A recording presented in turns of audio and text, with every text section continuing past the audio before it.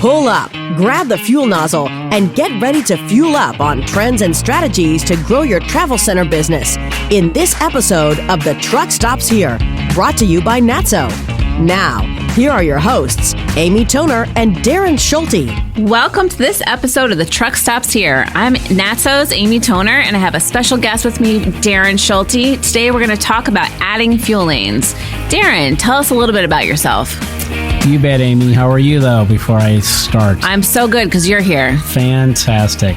Well, I'm Darren Schulte with Natso. I've been with Natso since 2012.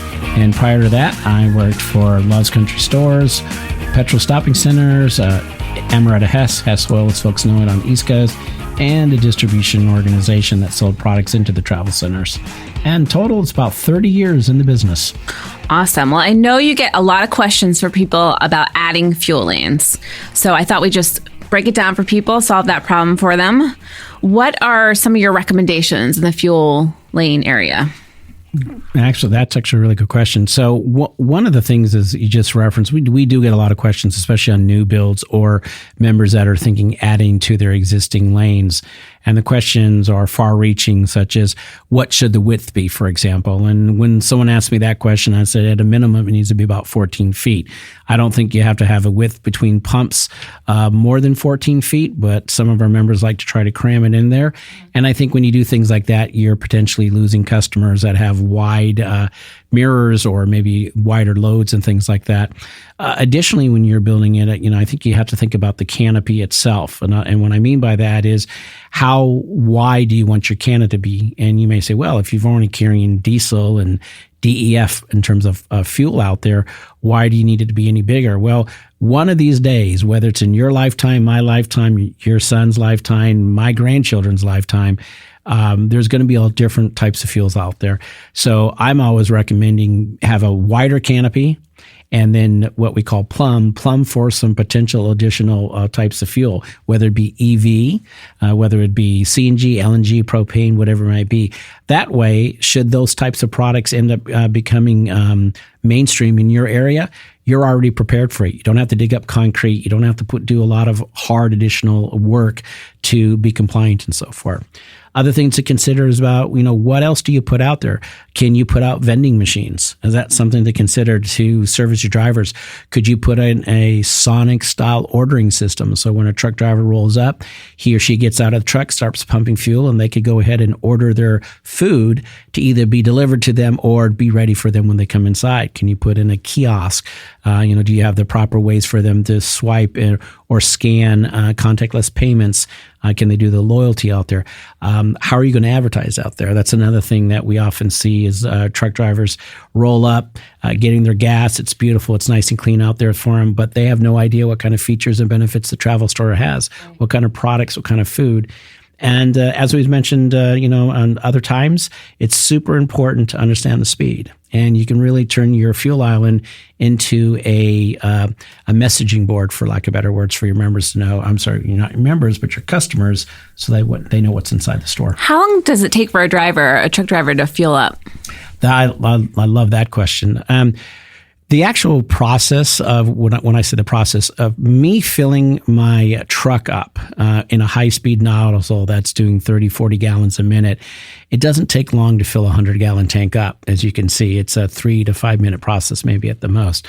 But there's more involved. So when a driver pulls up, he or she gets out, and maybe they clean their truck, they throw trash away, and you may be looking at 20 or 30 minutes per truck. What's really important to understand about this entire fueling process is, that driver, out of professional courtesy, will pull forward and then allow the next driver behind him or her to go ahead and start fueling. But if you're that second truck or you're that third truck, it easily could be a 40-minute to a 1 hour quote unquote process. That's why, again, as I've said on other podcasts, it's so important to, really think about the speed, the speed, the effort that it takes to, get in and out of stores.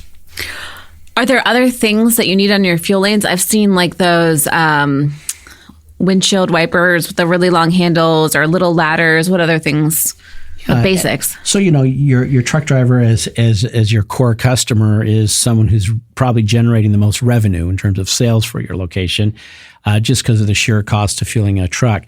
And it's important to have all the features and benefits that someone needs to take care of their truck.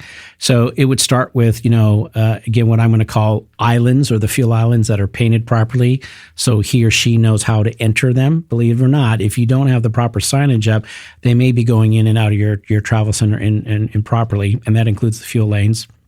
I think you have to stripe out so they know that they can professionally pull forward. Because if they don't know they're allowed to pull forward, again, they may be there for their first time. They may sit in your fuel island and again, cause trucks behind them to even wait longer. So if you want them to professionally move up, which they do, they're professional operators, you make sure that you striped in the front. Other things, like you said, don't put car wash squeegees in your truck bay. You're asking the driver to get up on his truck, potentially create a slip and fall situation, and try to clean his windshield. And remember, a lot of times he's already been driving for 300, 400, 500, 600 miles, and he might have a lot of bugs on that windshield. So having the proper stuff. Some folks use squeegees. I think drivers truly appreciate brushes. So I don't know what they are, maybe a 7 foot, 8 foot, I don't know the right length of it, but a brush that allows them to properly or safely clean their windshield from the ground. If you want to use something shorter, then there's some truck stops out there that do a wonderful job. They offer these ladders, these movable, safe ladders that you can put close to the trucks, and so they can clean their windows. And believe it or not, there's also truck stops out there that do full service. It's really, really cool.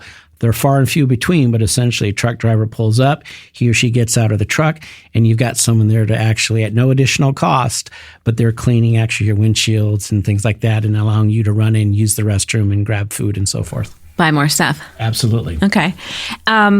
We talked a little bit about future fuels. Other than thinking that through, any other advice on future fuels for your lanes? Yeah. I think it just comes to, this is somewhat of a repeat, but, really understanding your market, and not wasting the money to plumb for future fuels, but understanding the market. Could those potentially happen in your area?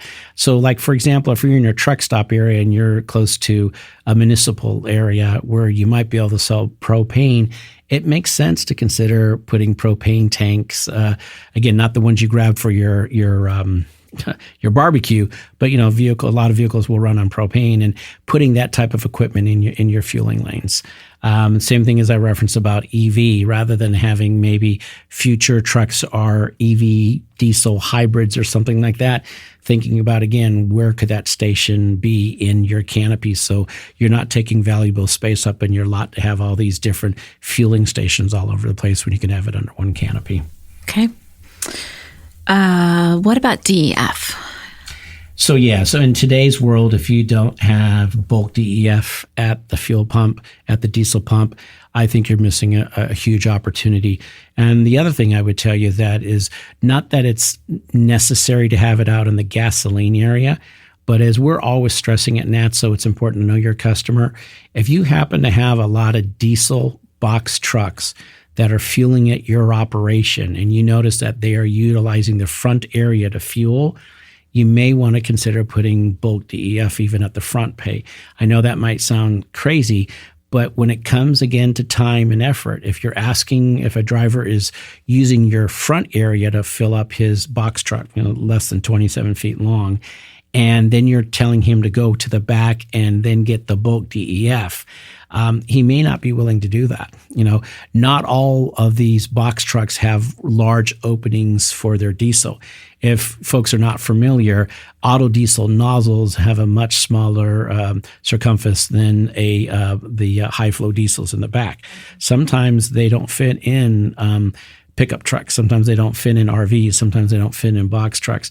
So that driver goes up to the front. And again, if he or she needs DEF, you're asking them to do something different. So if there's competition in the area that doesn't have that issue, more than likely you'll lose that customer to the competition because he or she doesn't have to make that double stop. Is there anything else we missed? When it comes to the fuel lanes, make them bright. Okay. Make them well lit. Be smart about it. Make sure that again, people know how to get in and get out. Don't fool yourself. Don't think your customer knows that you sell bulk DEF if you don't have it notified somewhere on the canopy or on the sides.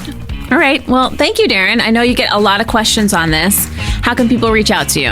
They can reach me at my telephone, 915-526-5820, or at my Natso email address at dschulte, that's SCHULTE, @natso.com. Okay. And at travelcenterprofitdrivers.com, people can go and learn about your consulting and your advice.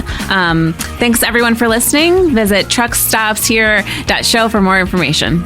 The Truck Stops Here was brought to you by Natso, the association representing truck stops and travel centers. Visit natso.com for more information. The Truck Stops Here is produced by Natso in collaboration with Human Factor. Producers are Amy Toner and Darren Schulte.